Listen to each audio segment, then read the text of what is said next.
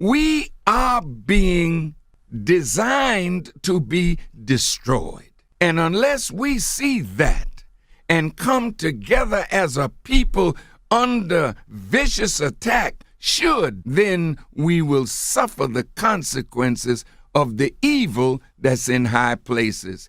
It's in high places that the plot against black and brown and poor white is going on. It's spiritual wickedness that's way up in the ruling classes of religious people who don't want to see the little man rise. It's the principalities and the powers. So unless we come together as a people and stop our foolish beefing among each other, sit down like intelligent men and women and settle the things that divide us from each other, then come together like a solid wall and we can make something happen.